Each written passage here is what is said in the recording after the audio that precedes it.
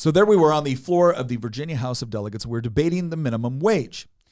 And I made the argument that if you raise the minimum wage, if the government basically engages in a form of price fixing, that could have adverse effects, not just for small business owners, not just for people that do business with these organizations, but it could have adverse effects on those people that are actually seeking those jobs, because what you've effectively done in the law is you've made it more expensive to hire them. And one of my colleagues got up, who's very well educated, PhD in economics, MIT, and we had an exchange. And what I found fascinating about that exchange is that later on, a lot of my colleagues on the left just said, "Oh my gosh, she did such a great job refuting your argument." And I was confused, because I certainly answered her questions, and I'm sure she feels like she answered my questions. But later on, what I kept getting hit with is, well, she's an expert. We're going to discuss today on whether or not that is a valid argument. Does someone being a, quote, expert in a particular field mean that they're automatically correct? Because I think a lot of us have been bludgeoned with that sort of argumentation over the last few years, and many of us are starting to become frustrated with it as the experts, or so-called experts, continually prove to be wrong on critical issues. All of that coming up on this episode. And another question we will be answering today, thanks to Tina, is, can you have an opinion if you're not an expert? Thank you for joining us on this episode of Making the Argument. We would love to get your thoughts on the argumentation that we discuss in this episode in our Volley Chat, which you can go by visiting the description of this podcast, click that link, join, and say hello. We look forward to seeing you there. As always, I'm your host, Nick Freitas, member of the Virginia House of Delegates, but other than that, a reasonably good person. Back with us, my beautiful bride, Queen of the Bees, Tina. Hello, everyone. Happy to have you back, Tina. Thank you. Our political prognosticator and resident historian, Christian Hines. Hey. Our producer of producers, the good Hamilton, the one that doesn't like central banking, Nicholas Hamilton. Thank you for having me, Nick. Okay, so we're going to jump right into this because we got a lot to cover. But here's the value proposition for all of you listening out here. We're going to cover a couple different topics that I think are really important. One is, and this is pretty important, what constitutes good argumentation? What differentiates between someone just having an opinion on something and something making a good argument?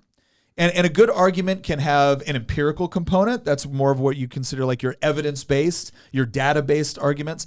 But it also needs to be logically sound, which means that it follows certain principles of argumentation. And we're going to go over what are the laws of logic. Okay. But then we're gonna go into something else that I think is really important here, and it's a discussion that needs to be had, especially now, and that is, what in the heck makes you an expert? Because clearly we have very different views of what expertise means.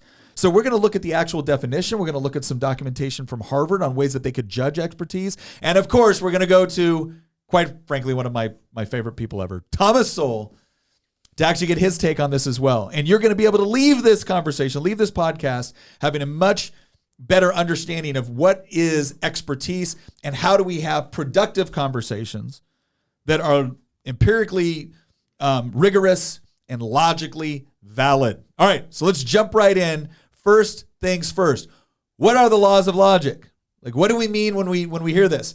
And this is going to be interesting, especially for some of the conversations that we hear today, because most of our thinking is built upon these simple rules, which up until very recently was pretty much generally agreed upon, except maybe within some theistic circles. So here we go. Here's the three laws of logic. In some places there's a fourth. We'll discuss that briefly, but here's the three that pretty much everyone agrees on. The first one is the law of identity. All right. So what's the law of identity? And we're going to read this up. The law of identity says that if a statement such as "it is raining" is true, then the statement is true. More generally, it says that the statement is the same thing as itself and it's different from everything else. Applied to all reality, the law of identity says that everything is itself and not something else. That sounds really confusing because it's like logical language. Let me make it real simple. When we talk about identity, a particular thing or a particular statement, right, has unique characteristics that differentiates it from everything else. And what they're simply saying in the law of identity is that if something is true, then it is true. If something has a unique characteristic that distinguishes it between something else, then it is that thing, and it's not the other things. So I've got a question. How can you tell if something is true? I mean, I guess in the case of it's raining, you could go outside and see if it's raining. Well, that's the thing. That would be the unique characteristics that would make that statement true, right? That would give the identity of that statement or the identity of that thing, right? Well, it Like would have to reflect reality. Yeah, a person is a person. A person is not a dog, right? A dog is a dog. A dog is. How do we know that? How do we know that's true? Well, it has to do with the unique characteristics that we use to distinguish between the person and the dog. Something tells me postmodernists are not going to appreciate this episode. Well, let's go to this. The second one is the law of non-contradiction that says that a statement such as "it is raining" cannot be both true and false in the same sense. Right? And what that means is these two things exclude each other. It can't be raining and not raining at the same time. It can't be raining and not raining at the same time. At the same location. Because if it's raining, then it's not raining. And if it's not raining, then it isn't raining. Now, again, what they say is the same sense. So it could be raining in Culpeper, Virginia, and not raining in New York City. Yeah. Right? But that's not a contradiction because there's a qualifier in there that actually makes sense and reflects reality. Yeah. Right? But and we're going to go into, because there's a lot of modern philosophers within the kind of the postmodernist realm that attempt to deny the law of non-contradiction, and there's a really easy way to refute them when they make this claim. The other one is the law of the excluded middle, all right? And what this means is it says that a statement such as "it is raining" is either true or false. There isn't an alternative. And the way I kind of like to describe this is like there's no escape hatch. You can't say that, oh, well, within this cosmic reality. No, the qualifier that you use. So it's perfectly fine to say it is raining in Culpeper, it is not raining in New York, because those are not exclusive. But you can't say, yeah, it's raining where I'm at and it's not raining where I'm at the same time, right? And there's no some middle ground that would make that statement true. The statement would have to either be true or false. That's it. All right. So law of identity, and mathematically, this is the way it works. Law of identity is P, right? Law of non-contradiction is P is not non-P, right? So something cannot be one thing and then the opposite of that thing at the same time. And the law of excluded middle is that it's either one or the other. It's either one or the other. It's either a true statement or it's a false statement. That is such a binary view that you take, Nick. Well, and it's amazing because you can look some of this up, and a lot of the groups, like the site that we have here comes from actually a Christian apologetics website. But for anybody that might say, "Whoa, well, you're relying on theology," no, you can actually go to secular websites and they'll say the same thing. Bertrand Russell talked about this as well, who was a world-renowned atheist. But they talk about the laws of logic because these are critical for establishing the rules on how we argue and how we debate. All right. Now, within logic, you have obviously logical fallacies, all right? And we have kind of two types of fallacies. There's formal fallacies and there's informal fallacies. So the larger category, a logical fallacy are flawed, deceptive, or false arguments that can be proven wrong with reasoning. And there's two main types. The formal fallacy is an argument with a premise and a conclusion that doesn't hold up to scrutiny, right? So we sometimes hear the word non sequitur. So a formal fallacy is something that you started with, your premise or your conclusion is demonstrably false before we even get into the method of argumentation you use, right? That's a formal fallacy. An informal fallacy is an error in the form, content, or context of the argument. And that's where we can get into a whole host of things like, ad hominem attacks, or an ad hominem attack is when you make an argument and I attack you instead of your argument, right? Or a straw man fallacy. That's where I create a weaker version of your argument and then treat it as if that is your argument. Right, so we see these all the time in politics. Both sides engage in these sorts of like ad hominem attacks. Another one is like hasty generalizations, right? And so all you have to do is you can go Google a list of informal fallacies, and there's all kinds of websites that will take you through these. But the one I kind of want to discuss today, because it's relevant to this whole topic of expertise, is what we call the appeal to authority fallacy. So an appeal to authority fallacy is a formal fallacy in which it is argued that because a perceived authority figure believes a proposition to be true, that the proposition must therefore be true, right? That's an appeal to authority fallacy. So Dr. Fauci, right, has The science. the science, right, says that you should do X, Y, or Z. Therefore, X, Y, or Z is true. Like his conclusion is true because he's the one saying it. That's an appeal to authority. Now, some people will kind of get this wrong, and they will say that, well, this means that you shouldn't reference experts when you're making an argument for something. No, that's not true.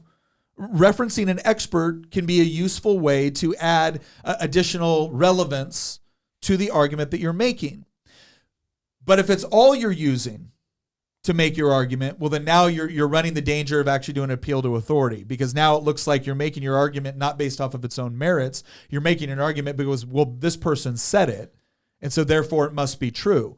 No, an expert saying something, right? The fact that they're an expert should give us a certain degree of confidence that what they're saying is true, but it doesn't make it true, right? And one of the, you'll hear this all the time. I see this all the time on my Twitter page. I'll make a comment about economic policy or inflation, and I'll get leftists coming on going, oh, I didn't realize you were an economist.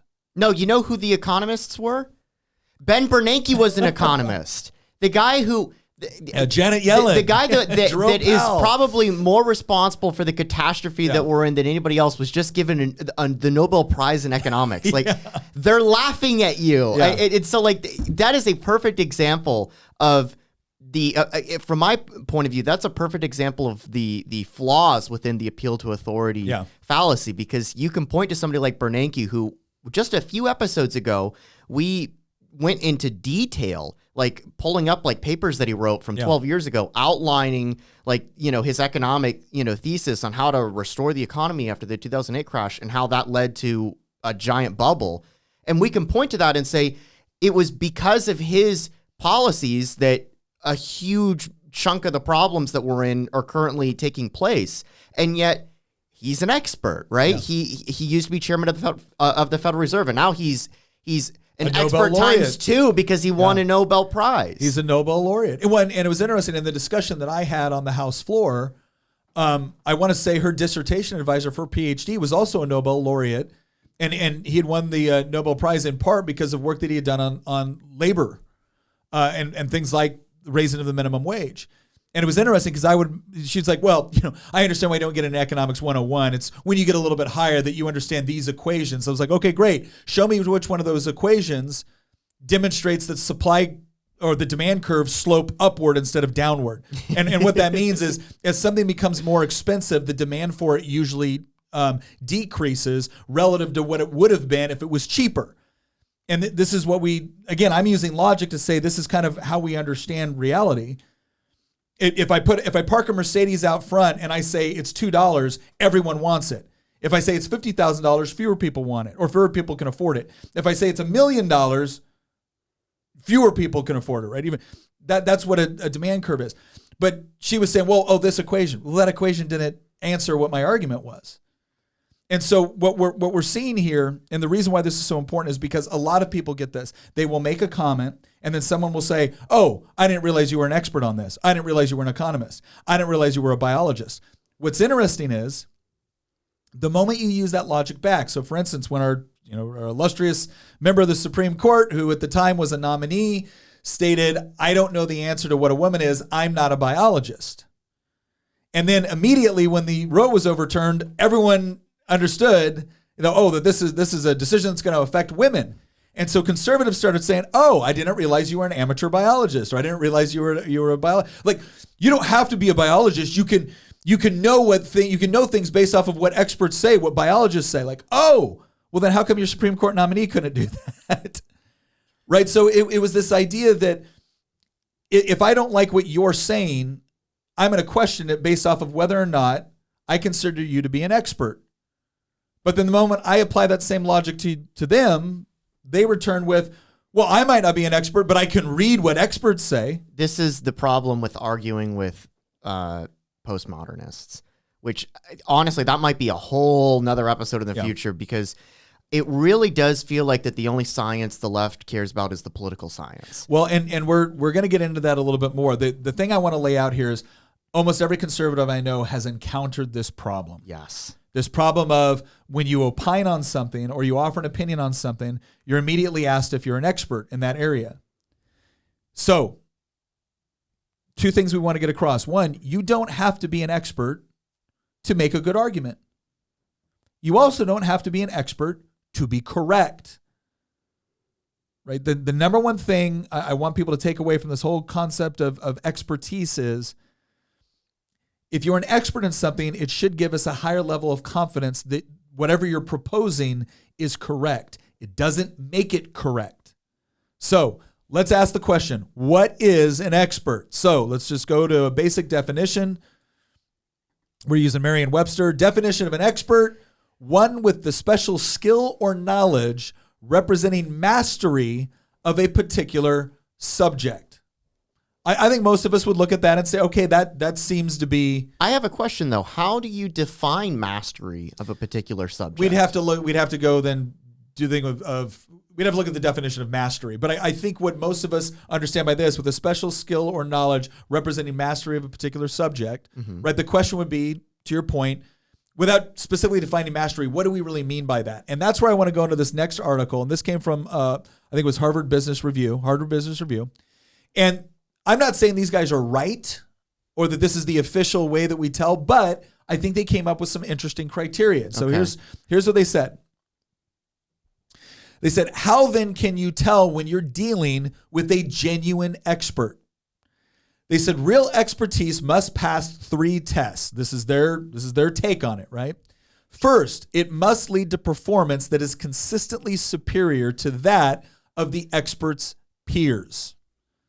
So, if you're a biologist, or if you're a carpenter, or if you're an HVAC technician, or if you're a teacher, they're saying that the first test with respect to expertise is that your performance is consistently superior to the people around you. That's interesting. All right, let's look at the second test. Real expertise produces concrete results. And then they give an example. Brain surgeons, for example, not only must be skillful with their scalpels, but it must also have successful outcomes with their patients. So what they're saying here is that just because you can theoretically do something in the classroom or in theory or with an equation, I know where this is or on going. a chalkboard, doesn't mean that you can effectively do it in real life, essentially where the rubber meets the road. Yeah.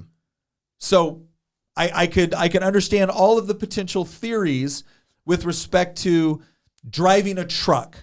But if every time I get behind the wheel, I crash into people, no one's going to say, oh, well, this guy's clearly an expert. Well, you'd be an expert into crashing. Yeah, look at how good a job they did explaining the internal combustion engine and the physics of driving a truck. But if every time they get behind the wheel, they crash the truck, we don't consider that person to be an expert on driving trucks. Yeah. They may have some degree of expertise within physics. Does this mean that there's some fields that there physically cannot be experts in? Like there can't be experts in philosophy? We're gonna scroll down because that actually comes up. They actually address this next. Okay. Why I found, and there's parts of this article. Finally, true expertise can be replicated and measured in the lab. Now, again, I'm not saying that this is authoritative in the sense that if you don't meet these 3 criteria, you can't be considered an expert. But I do think there's something interesting here because they've come up with a couple of ones, right? One is expertise relative to other people that are operating in the same field. Mm-hmm. One has to do with concrete, practical examples of your methodology or your theory producing superior results, right? The other has to do with, can it be replicated and measured? So can we actually measure the results in some sort of tangible way? Or is this all theory in your opinion? Right? So for instance, arts kind of come into this to some degree, right? If somebody paints a picture, right, is there a way to measure whether or not this piece of art was better than that piece of art? And the answer is like, yeah, you can on some criteria. Some people may choose to accept that criteria, some people might not. But the point here is they want measurable, objective ways that we can determine whether or not you've achieved these things that we're using as tests for expertise. Okay. Now, they go on to say that skill in some fields, such as sports, is easy to measure, right? Competitions are standardized so that everyone competes in a similar environment. All competitors have the same start and finish line so that everyone can agree on who came in first. That standardization permits comparisons among individuals over time. Scroll down here a little bit. And it's certainly possible in business as well. Like, so for instance, in the early days of Walmart, Sam Walton arranged competitions among store managers to identify those who had stores had the highest profitability. Scroll down here. So you'll notice the first two examples they gave within sports and business. Okay? Because it was easy to come up with ways. If your business is, how do we measure if your business is successful? It's profitable. Okay, how do we measure profitability? Well, we look at the various things that you put in place within that store, and then we can make direct correlations between whether or not that practice contributed to the profitability. Yeah, so I mean, I think that that's a good way to define like experts. Like, I actually really like the Walmart example. Yeah. In part because we did a Y Minute on Walmart earlier this year. But the thing that would confuse me and potentially some other listeners of this show is, okay, so we can identify certain fields. I think everybody kind of has an idea in their head of like an example of this, maybe something that they personally know. Yeah. But in politics and in economics and in philosophy, those are really muddy fields. There is very little debate over whether or not this particular Walmart did more sales in quarter three than this one. But there's tons of debate over whether or not Keynesianism is a successful, economic theory, or whether or not,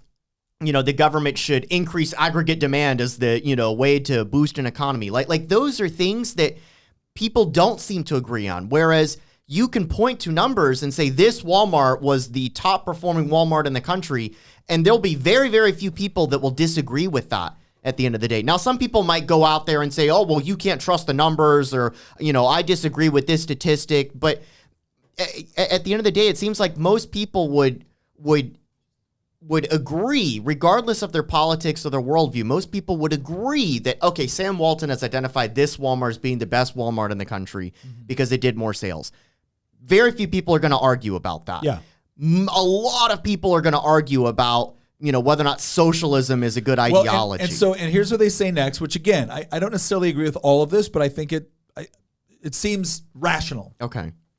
Nonetheless, it often can be difficult to measure expert performance. Oh, here we go. For example, in projects that take months or even years to complete and to which dozens of individuals may contribute, expert leadership is similarly difficult to assess. Most leadership challenges are highly complex and specific to a given company, which makes it hard to compare performance across companies and situations. So, for instance, let's use the Walmart example. If they have several different competing Walmarts and some did better than others, you could theorize that, that must be because of the management practices used in one. But it could also have to do with something else. For instance, was there some sort of disaster in a particular area that could have affected, there wasn't as many stores in this area, so they drove a little bit further to use this Walmart over here. I could think of a bunch of examples, yeah. So the question, and this is where it goes back into going into the lab and saying, okay, how many different factors do we take into consideration in order to determine what contributed to outcome? Yeah. Right? It goes, one methodology we use to deal with these challenges is to take a representative situation and reproduce it in the laboratory. For example, we present emergency room nurses with scenarios that simulate life-threatening situations. Afterward, we compare the nurses' responses in the lab with actual outcomes in the real world. We have found that performance in simulations in medicine, chess, and sports closely correlates with objective measurements of exact expert performance, such as a chess player's track record in winning matches. So again, this is talking about how there is ways that you can develop training, and there are certain principles which can apply across the board. So again, to your point, that there are some areas where it's more difficult to measure expertise. And again, in the article under what is an expert, they actually provide some really fascinating examples. So here's this one. In 1976, a fascinating event referred to as the Judgment of Paris took place. An English-owned wine shop in Paris organized a blind tasting in which 9 French wine experts rated French and California wines, 10 whites and 10 reds. The results shocked the wine world. California wines received the highest scores from the panel. Even more surprising, during the tasting, the experts often mistook the American wines for the French wines and vice versa. 2 assumptions were challenged that day, because this is interesting. 2 assumptions were challenged. The first was the hitherto unquestioned superiority of French wines over American wines, right? And so, again, depending on your entry point into this conversation, when you read this, you may automatically think, especially if you're predisposed to like American wines or to just be patriotic and want America to win, be like, aha, see, this proves that the experts preferred American wines to French wines. That's one assumption. But there was a second assumption, that the judges genuinely possessed elite knowledge of wine. That was more interesting and revolutionary, right? The tasting suggested that the alleged wine experts were no more accurate in distinguishing wines under blind taste conditions than regular wine drinkers, a fact later confirmed by our laboratory tests. Current research has revealed many other fields where there is no scientific evidence that supposed expertise leads to superior performance. One study showed that psychotherapists with advanced degrees and decades of experience aren't reliably more successful in their treatment of randomly assigned patients than novice therapists with just 3 months of training. There are even examples of expertise seeming to decline with experience. The longer physicians have been out of training, for example, the less able they are to identify unusual diseases of the lungs or heart because they encounter these illnesses so rarely. Doctors quickly forget their characteristic features and have difficulty diagnosing them. Performance picks up only after the doctors undergo a refresher course. So the interesting discovery with all of this was to say that expertise is a little bit more complex as a theory. But I think what most of us are encountering a lot of times is expertise is automatically conveyed to someone based off of their academic credentials. Almost always, yes. When I get slammed by someone on the left who says, "Oh, are you an expert economist?" What they usually mean is, are you an economist professionally, or do you have the requisite academic credentials to be declared an economist? And and look, this isn't new. This isn't new. I'm going to bring up one other case because I just remembered it. This was in Amity Schleye's book, The Forgotten Man. When FDR was setting up the New Deal, all right, one of the things that they did was they brought in all these expert economists, and they set up all these rules for the economy. And there was this family, and it was called the Schechter chicken case. There was this family that was violating the rules because one of the rules under the FDR New Deals during the Great Depression that was supposedly helping us get out of the Great Depression was that you couldn't pick the chicken that you wanted to buy. You couldn't pick it. A company couldn't let you pick it if they were selling it to you. Well, this company had violated that rule, right? There was a similar case that had to do with dry cleaning because there was a company that the FDR administration was suing because they were selling dry cleaning cheaper than what the government mandated price fixing allowed them to do. And what was interesting is they bring in these economists, and these attorneys were essentially saying, "Are you an economist? Do you actually understand this? What sort of credentials do you have?" And one of the defendants came back and said, "I'm not an economist, but I'm an economizer. I know how to run my business. I know what my customers want and need within a particular situation. I know what will lead them to buy more chicken or more dry cleaning. And your rules are preventing me from doing that." Yeah. But what was so interesting, and this goes into something that we'll talk about later with Thomas Sowell, is that they were appealing to the authority of academically trained economists, and they were saying that because they had these credentials and because they could wax intellectually about all these theories and equations, that they were a better measure of what success looked like than the person that was actually on the hook for getting it right within their own business, or they would go out of business. I have a really good, more recent example than the Great Depression of this. Keith Gill, who is better known by a username that I will not be saying. He's also known as Roaring Kitty. He is the man who took $53,000 and he turned it into over $50 million on betting for the mother of all short squeezes on GameStop last year. Yeah. He has no academic credentials when it comes to, economics or trading. He's not a hedge fund manager or anything like that. And yet his return on that $53,000 investment blew out of the water any hedge fund that you can think of. Any. he never has to do anything ever again. Yeah. He like the percentage return on that is like, I don't know, like 100,000% or something like that. And yet somebody could point to him and be like, oh, well, you don't have any of those degrees. How many years of Goldman Sachs do you have? Yeah. You didn't go to Harvard Business School or anything like that. He doesn't have any of that expertise. And yet he made more money in one trade, starting with $53,000, than most people working on Wall Street will ever make in their entire life. Yeah. Well, and here's the interesting part. None of that makes him an expert on things like working on Wall Street. Mm-mm. And none of it was relevant to what he did to make $53 million, right? None of it was relevant. This is why, again, the frustration here, I think, for a lot of conservatives is because we keep finding ourselves in these situations where we don't claim to be an expert within a particular field, but we can look at a particular piece of data, use logic, use our experience, our practical experience within life, and come to what we conclude is a reasonable conclusion or understanding of something. And then when we get told, well, are you an expert? There's this automatic defensive impulse we have to be like, well, no, I guess I'm not technically an expert, because we value that statement. We value that term. And then it's like, well, okay, is there something wrong with what I'm saying? And once you get confronted with that, you almost have kind of like these two impulses. One impulse is to question yourself. The other impulse is to say, well, screw this. The experts keep getting it wrong. What do I care what experts have to say if they keep getting it wrong? And this is where we have to distinguish between two things. There's expertise, and there's somebody identifying it or being described as an expert. Yeah. Right? Expertise as measured, and I think the way that Harvard Business Review measured it here was pretty effective. All right, does your performance in this particular area outpace the performance of others? Right? Is there objective criteria that we can look at in order to measure whether or not what you're suggesting actually works in reality?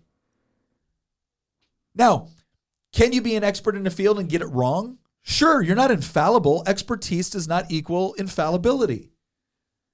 But if you're a so-called expert and you continually get it wrong, or as what we've been seeing recently, if you're a so-called expert and not only do you continually get it wrong, but you demand that anybody who disagree with you be punished or censored, now I'm really going to call into question your credibility. Now, I don't care what degree you have. I don't care what credentials you have. At that point, I'm even less inclined to care about certain successes you may have had. Because if you feel that somebody opposing what it is that you're putting out as your theory or your practice, if you feel that person needs to be punished or censored, I'm starting to become really skeptical in your own confidence in your position. Because you should be able to make mincemeat of somebody that's coming at you with a bogus or ridiculous theory. And you should be able to do it without telling me you're an expert. Because here's the beauty of understanding logic and reasoning and rationality. Here's the beauty of it. It's there for everybody. It is there for everybody. If you want to talk about something that is truly, if you want to, excuse me, if you want to talk about something that is truly egalitarian, it's the truth. The truth is egalitarian. Because regardless of who you are, regardless of how much money you have, regardless of your credentials, the truth is the truth. And being able to use these processes, that belongs to everybody to be able to arrive at it. And if you're wrong, you're not wrong because an expert says so.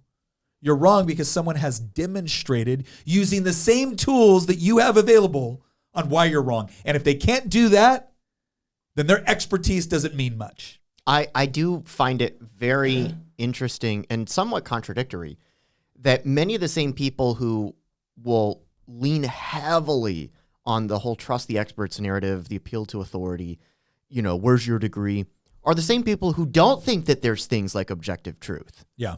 If there's no objective truth, then how can there be experts to begin with? Oh, yeah.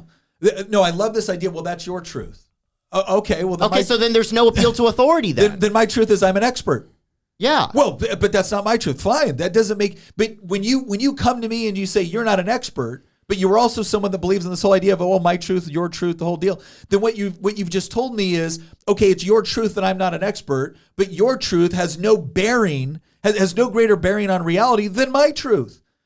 So you making that statement is declaring to the universe that you simultaneously think I'm wrong and that you simultaneously think it doesn't matter and there's no way to effectively measure it. I think ultimately, one of the things that we're dealing with right now is this idea that everyone needs to just stay in their lane. And you can't think outside of whatever your little portion of reality is. That's a good point. And so if you don't stay in your lane, and we see it on both sides of the aisle, I'll give you a really good example. When we see celebrities acting like morons and advocating for socialism and things of that nature, you get a lot of people on the right. They're like, just stick to acting. What makes you think you have anything to say about any of real life? You're so out of touch, blah, blah, blah. And while I actually agree with that sentiment, because I really, really would rather just watch the movie and be like, you're a great actor. Can you just stick to acting? Because now I really dislike you in reality and I don't want to watch your films. But I think that ultimately everyone has a right to give an opinion on things that they've looked into and information that they have consumed. We all get to have an opinion. Yeah. And no one actually needs to stay in their lane. Now, with that comes the responsibility of dealing with when you're wrong and the backlash that comes with it. Mm-hmm. So, those celebrities can go ahead and speak out and advocate for whatever they want to advocate for and use their authority as a spokesperson to do stupid things and advocate for stupid things. Yeah. However, now you're going to lose a huge portion of your viewership. And if that was worth it to you, it's worth it to you. And I feel like we kind of have this going on right now where it's like, this is where you should stay. And this is where this other person should stay. And it really reminds me of this time I was talking with this gal who was German. She's from Germany. And our kids were playing soccer. And she was just shocked at how much individuality we have here. And the fact that when you're put into a soccer team, your soccer team gets switched every so often and you're not always on the same team. Where she's from, you're on the team and you never leave that team, or you're in this field. They kind of cookie cutter you for this field and you never leave that field. That is what you are meant for now. And you don't go outside of that. And it's really this weird sort of socialist like holdover idea where people go into these boxes and that's where they get to stay. And here we don't have that. And we don't have that in the area of thought either. And so if you have researched something, you have every right to give your opinion on it. However, you need to be willing to change your mind if evidence has come to bear that is contrary to what you've established. So, well, and you have to be, because I think you're right. I think another category, we see this a lot of time. It's like, you're not allowed to have an opinion on this because you're this ethnicity, or you're not allowed to have an opinion on this because you're a man. This sex. You're not allowed to have an opinion on this because. And it's interesting that doesn't seem to translate in other fields, right? Like, I don't get to look at an anti-war protester and be like, well, you've never been to war. You don't get to protest this. Stay in your lane. And not only do I not get to do that, I would never dream of doing that, because you can still, my question on something, obviously if you have experience within a particular field, all things being equal, we as a shortcut in our own mind when we're logically looking at something, if somebody has experience within a field, we tend to give their opinion on something greater weight. And that makes sense. We give them greater weight until they demonstrate that their experience or their expertise or their study doesn't actually yield better results. And I want to point something out here. Let's skip over and go to the Intellectuals in Society for Thomas Sowell. I want to point something out here because this is really interesting, and I think that in many respects, I like what Thomas Sowell has to say right here when he talks about intellectuals, and he kind of defines like the intellectual class.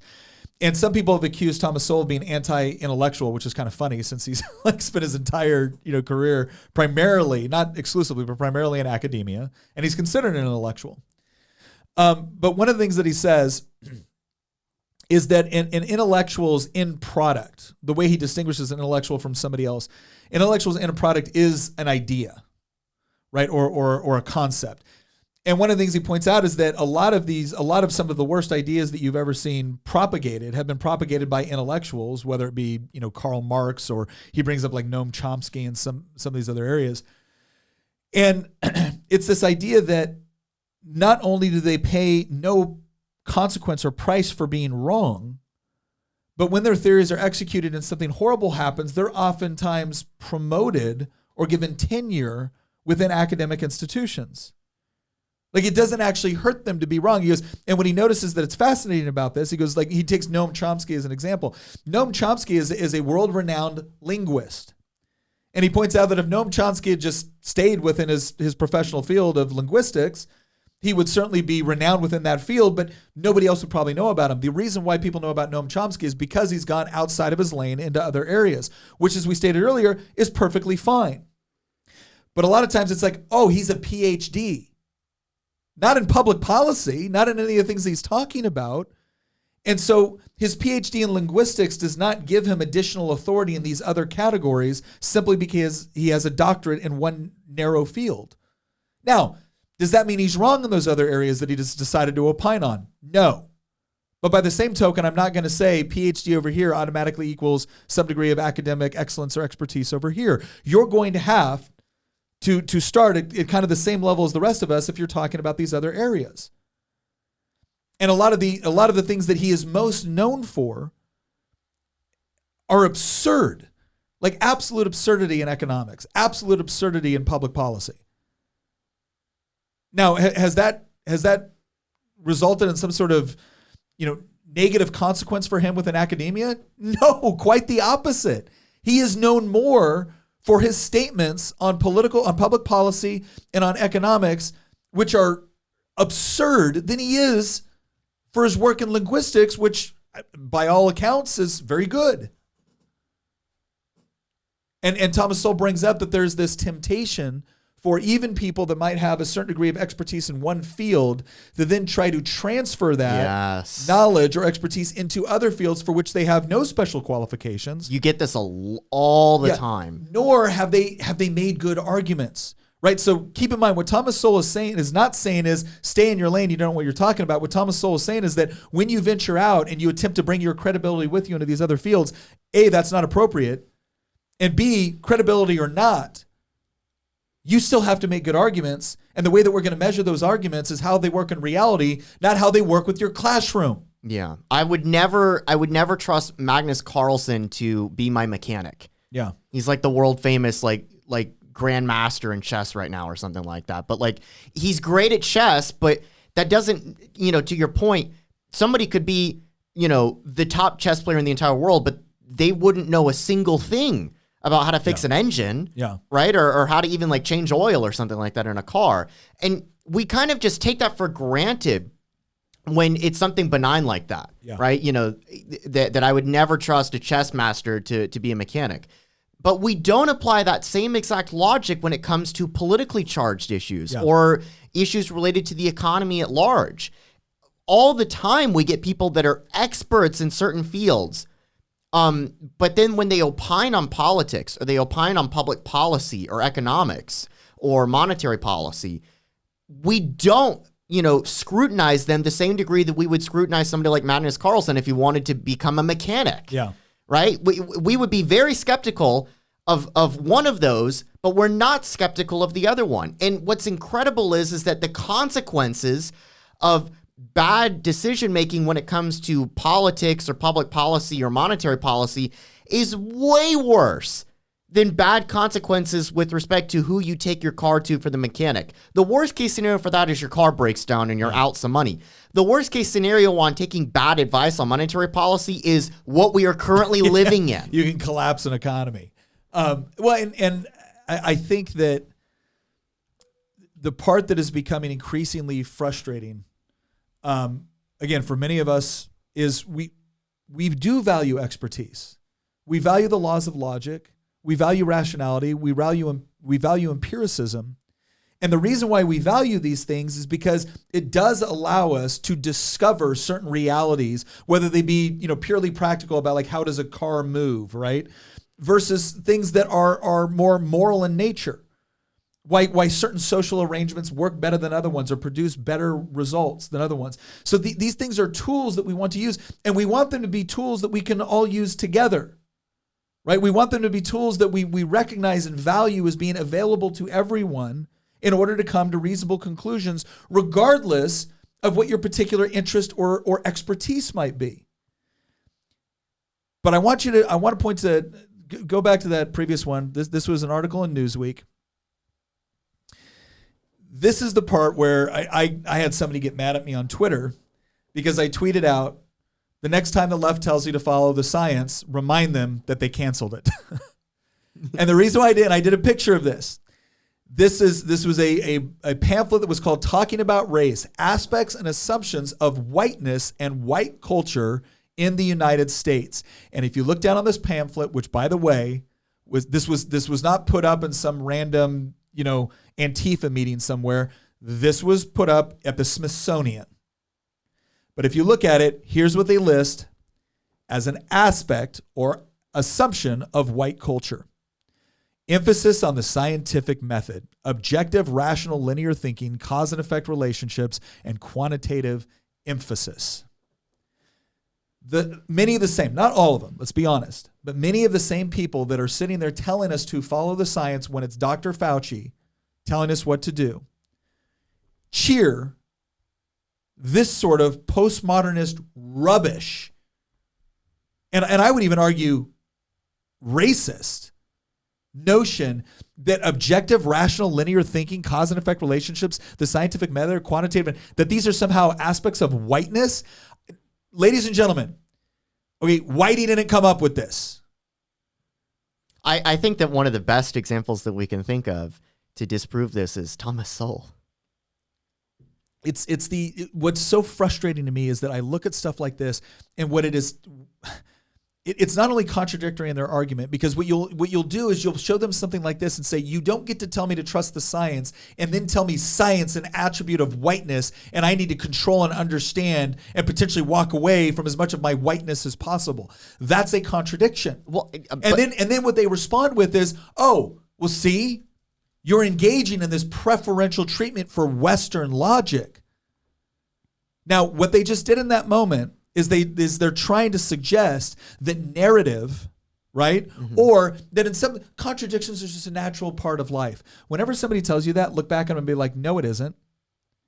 And if they say, yes, it is, they just destroyed their own argument. Why? Because they told you that, well, no, contradictions are perfectly fine. But then when you contradicted their statement and they attempted to correct you, what did they demonstrate? It's not perfectly fine. Oh, it's not perfectly fine. They weren't happy with you engaging in a contradiction when it affected them. They were only happy in the subjective application of contradictions when they're trying to reconcile their statement one moment, which is follow the science, do what Fauci tells you to, and the next moment they're telling you the scientific method is an aspect of whiteness. Well, again, like I said earlier, that's the problem with debating with postmodernists, because what you have is you've got to set, and this is the issue with debating about politics or economics in general, is that there's like you can so to go back to the point that you made at the very beginning of this episode, the whole example of it's raining outside being an objective fact. It's either a fact or it's not a fact. Like there is no debate that whether or not it's raining, right here at this place. Now you could say it's raining here, but not raining somewhere else, sure, right? But it is either raining here or not. It can't be raining and not raining at the exact same time at the exact same place. Because that's contradictory. Yes. There's very little debate about that, but there's an endless amount of debates about the most important things that impact all of us, which are things about public policy or economics. And there's an entire group of people out there that there's no amount of evidence that you can provide. There's no amount of logical argumentation that you could provide. They have their worldview, which is a self-contradictory worldview, but they have it nonetheless, and they are just willing to stick by it, no matter how much you argue with them and how much evidence you provide. And they will say, trust the science one day, and then on the other day, they'll say the science is racist only insofar as it suits their political end states. And there's a giant number of people, many of which are in office, that operate on that. How can you have, I think that part of the reason that conservatives are now moving in this direction where in some ways we're actually overcorrecting, right? And you've got many people that are now saying, well, I'm not going to trust anything the experts have to say. I'm not going to trust anything that these people or in those positions have to say. And I think in large part, the reason that conservatives are acting like this, and we've already pointed out how in some cases that might be inappropriate, while the motivations behind it are very appropriate. I think the reason that conservatives are acting like this is because it's like they're in a room with everybody that's taking crazy pills. And they're trying to have a conversation with somebody that is just denying reality itself when it suits a political endgame. But when it suits a political endgame for them to not deny reality, then they won't deny it. Yeah. But they'll flip. It's like they have a switch that they'll just flip on and off depending on the circumstances.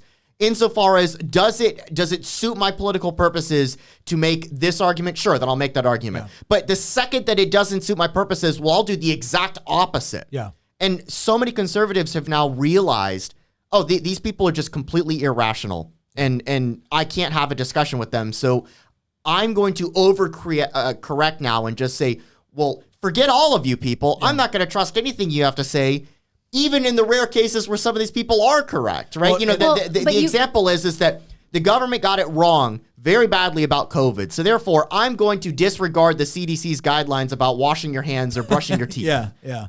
And how am I supposed to tell a conservative to not question that stuff based on everything? Again, brushing your teeth is good, is a smart thing to do. But because the same people who got it so wrong on things like COVID or so wrong about, the stock market bubble or the everything bubble, the same people that got that wrong, when they make benign claims, we've got a huge chunk of people now that they're suspect. They've torched their credibility. Well, can I say that this is, sorry, you were going to say. I was going to say that it does seem like, except for when an expert agrees with you. Yes. Then it's let's trust the experts again. You can always find an expert that will say whatever it is you think. I mean, you really can. And it's crazy. So because like, let's take climate change, for example. You have a huge number of climate change experts who all agree on one thing, but you can always find a handful that disagree with that. Yeah. And instead of going, well, why do they disagree? Let's dig into the evidence here. What are the variables that they're pointing out that are being ignored or whatever it might be? Let's find out why they disagree. Instead of doing that, like I just quickly pulled it up. You've got headlines that say things like this. It's settled. 90 to 100% of climate experts agree. I won't even finish. Yeah. 4 out of 5 experts agree.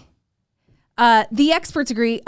Climate change is real. 99% of experts agree, or at least 97% of experts agree. I've got at this point now, you're just piling up experts against experts, and now it's okay. So what makes these people an expert, and what makes these people not an expert? It's the fact that they're a majority. They're over 51%. Here's a quote, and I can't remember who said it, but it was very, very funny. There was this a conference about physics. And all these people were throwing out all these different ideas about, like the origin of the universe or something like that. And then there was like this vote about what happened, And then one of these physicists got up on stage and said, who here thinks the laws of physics are decided by a majority vote? Yeah. And everybody started laughing because even though they were trying to get an answer to this question, and everybody voted in a certain way, at the same token, now, to their credit, everybody there also realized we could all be wrong about this. Just because a majority of them voted a certain way doesn't necessarily mean that that's actually what, how something works. And so I love that quote and I can't remember who said it, but I love that quote that, who here thinks the laws of physics are decided by a majority vote? They're definitely not. If a majority of people didn't think gravity existed, that doesn't mean gravity would suddenly switch off, right? So like, some of it is in how they're analyzing the data. And so maybe they're ignoring certain factors that another scientist maybe thinks this factor actually has quite a bit of bearing on this, and they're ignoring it. So I disagree with their conclusion on this. And when me as a non-scientist looks at that and goes, well, I'd like to know, what these factors are and why this scientist disagreed or what. Instead, it's well, you don't have a right to question these factors. It was enough. These 90% of experts or scientists agreed that this factor didn't really matter, so it shouldn't matter to you either. Well, and I think the other thing that's interesting is that there's this argument. Here's why so many of these arguments become highly contentious. If it was 97% of scientists believe that, climate change is a real threat, so they're all going to buy electric cars, we'd be like, cool. But it's not. It's 97% of scientists who were funded by governments have come to certain conclusions, which include giving the government significantly more power over what you drive. Then it's like, whoa, wait a second. What are you doing now? Well, 97% of us agreed. Mm-hmm. And follow the money too. Follow the money too. That's cool, but I want to understand. You're no longer saying I agree on this and so it's going to affect my life. You're saying we agree on this so it's going to affect your life and we're going to impose it by law. That's a very different proposition. And not only that, but when funding is directly tied to what your results and your findings are going to be, you have an incentive, a perverse incentive, to make sure you find what you need to find to get more funding. Yeah. I've got an example on the humanities side that can relate to potentially some of the political stuff that we talk about. A good example is that consensus can change over time too. And a good example is that 120 or 130 years ago, you could probably say 97% of historians would argue that Troy never existed. Yeah. Until Heinrich Schliemann, I think is who it was, that discovered Troy, the actual ancient city. Yeah. Amateur archaeologist. Amateur archaeologist, not an expert, or at least a mid-tier or lower-tier expert, discovered the city in the very tail end of the 19th century. And suddenly the consensus went from 97% of historians and archaeologists said Troy's a myth that never existed. Yeah. Boom, suddenly it becomes a fact. Another example is the Hittites. Yeah. Nobody thought the Hittites were real people. They used that to actually try to disprove Scripture by saying, well, the Bible keeps mentioning the Hittites. There's no archaeological evidence. Well, now the Hittites is a foregone conclusion. You would be run out of historical or archaeological circles for suggesting the Hittites never existed. Yeah, so at this point, there's points in time where an overwhelming majority of historians or archaeologists could argue this never existed or this was a certain way, until a new discovery comes along that objectively nobody can debate that the site of Troy 4 is real, right? And nobody can debate that the Hittites actually were a civilization. And so I find it really interesting that when you take a snapshot at a certain point in time, you can say, oh, 97% of people agree with me. Okay, but that, again, in of itself doesn't necessarily mean that that is objectively true. And what I find so fascinating is that when it comes to debates over things, as I said earlier, that affect all of us, things like public policy, things like economic policy or monetary policy, I could get 100 Marxists in a room and say 97% of them say that the government should be in control of the means of production. But again, that doesn't actually... that has no bearing on the fact that if I will bet anything, including my life, and probably my life would be actually forfeit if you actually adopted a Marxist system of government. This leads me to my final, the final point, the final takeaway that I really want the audience to understand here. And this is not the empirical versus the logical. It's both. And I'm gonna bring it back to that discussion that I had, right? I was sitting here debating with someone who is, an understood or a recognized expert, academic expert within a particular field. And we were talking about the various studies. It's like, well, not all studies are created equal. I understand that, even though the preponderance of the studies and the discussion that we were having favored my position. And I said, but this isn't just about studies, because the statement was, well, in my field, if the data doesn't bear it out, we change the theory. I said, no, not necessarily. First of all, that's not necessarily true in your field. Second of all, if data violates something that we understand to be a long-held, logically consistent view of reality, we don't just automatically throw out the long-held, logically consistent view of reality. because with enough data, you can prove just about anything.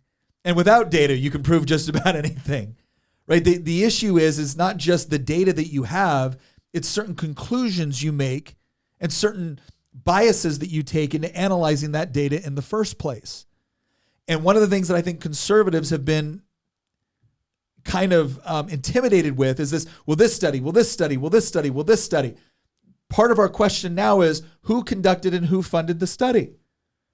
Because we've already come to the conclusion that most of the institutions right now, which convey credentials, academic credentials, are dominated by a certain worldview.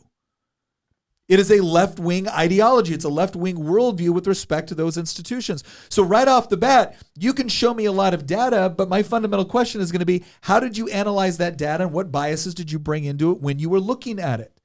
And that's a fair question. It's a fair question we ask them. It's a fair question when they ask us.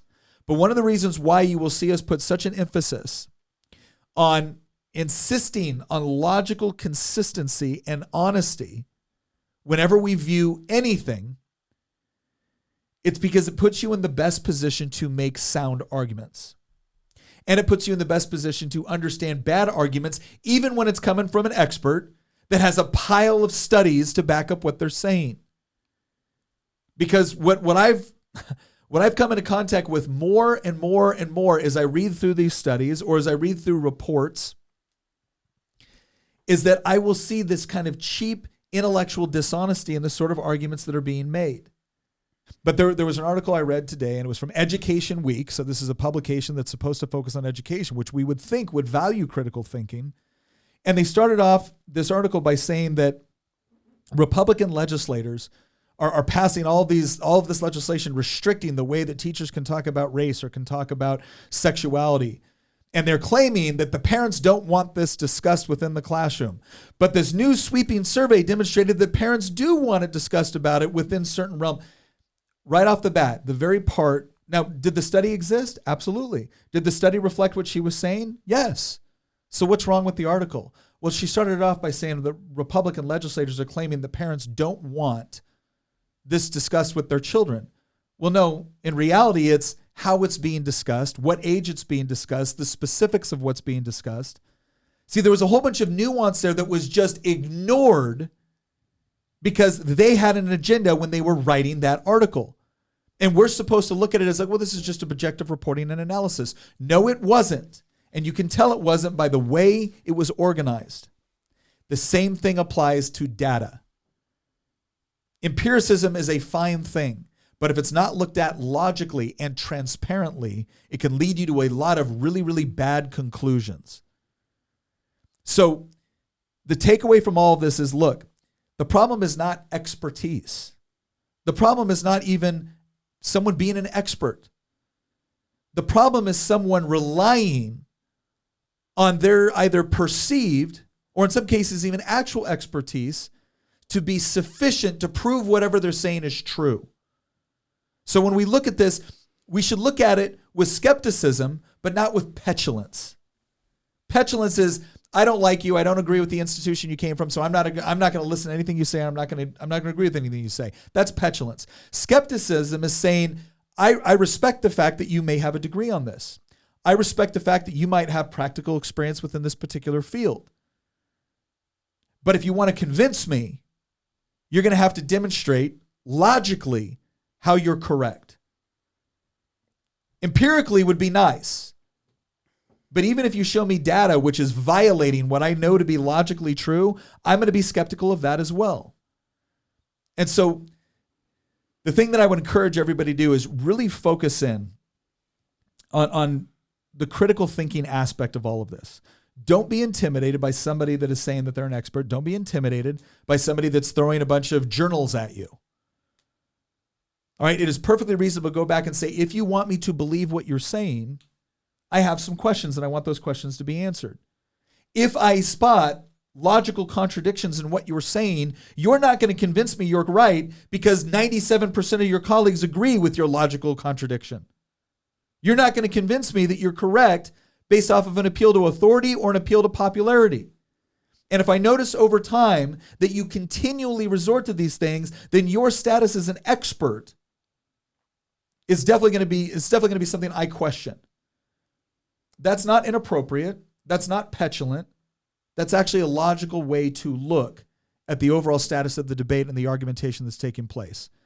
But on our side, we have to do a better job of actually understanding those basic laws of logic so that when we're analyzing something, we're making sure that we're being intellectually honest and intellectually consistent with respect to what we say, what we believe, and the justification that we use in order to try to convince someone why we think it's true. Not our truth, but true, an accurate reflection of reality. All right, we hope we found you this episode beneficial. We hope you found it helpful. Please let us know in the comments section whether you're watching this on any one of the platforms that it's on. Also, consider going in and looking at our Volley Chat. Again, for those of you who are not aware, our Volley Chat is your opportunity to join kind of like a behind-the-scenes group where we go through, we discuss some of these issues in greater depth. We discuss future topics for episodes. We have our people that come in there and they actually provide really good feedback. Sometimes they tell us where they think we got it wrong, or they tell us where we think we left something out that we should have mentioned, and it does. It impacts the way we go forward in the future. So once again, thank you very much for joining us, and we'll see you next episode.